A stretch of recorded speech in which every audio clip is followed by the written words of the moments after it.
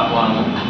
అన్నదానంలో సంతృప్తిగా అందరూ పాల్గొవాలి. ఒకవేళ మనకి ఎవరికైనా మొత్తం చేయించేటువంటి శక్తి లేదు అనుకున్నాడు బాధపడకుండా సమయదానము అంశదానము అనేవి రెండు చాలా కీలకమైనవి. చివరికి లలితా సహస్రంలో కూడా కూపస్తేన మరుభూతులే కోటి బ్రాహ్మణ భోజనం అంటుంది. బ్రాహ్మణ అంటే ఇక్కడ వర్ణం మాత్రమే, కులం కాదు. అయితే కోటి మందికి ఒక్కసారి మనం ఎలా పెట్టగలము? పిండి చిరికెళ్ళి చీమలకి వేసినా కూడా భోజనం అవుతుంది. మంత్ర ప్రయోగం అయిన తర్వాత దానము జరగకపోతే ఆ యొక్క ఫ్లో జరగదు. నీళ్లు ఎప్పుడైతే కిందకి వెళ్తాయో అంకురింప చేస్తుంది. ఆ విధంగా మంత్రం అంకురింప చేయాలి. కానీ ఫలశ్రుతి అందుకే చదివేది కాదు, అది ప్రాక్టికల్గా చేసేటువంటి.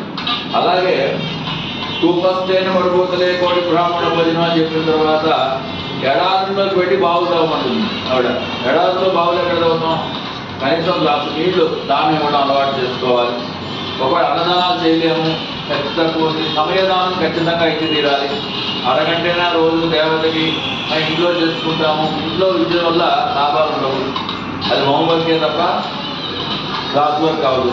కాబట్టి శక్తిపీఠంలో కానీ దేవాలయాన్ని ఖచ్చితంగా దర్శనం చేసి తీరవలసిందే.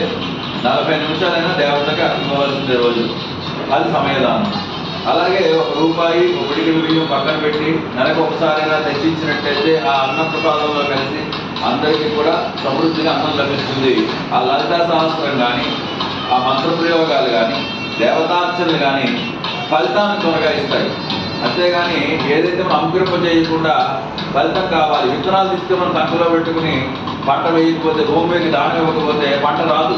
మనం దానం ఇచ్చేస్తున్నాం, భూమి విసిరేస్తున్నాం, దాని భూమికి దానం ఇచ్చేస్తున్నాం, అది రిటర్న్ ఇస్తుంది మనకి మూలాధారంతో ఎన్నో కోట్లుగా చేసి ఇస్తుంది.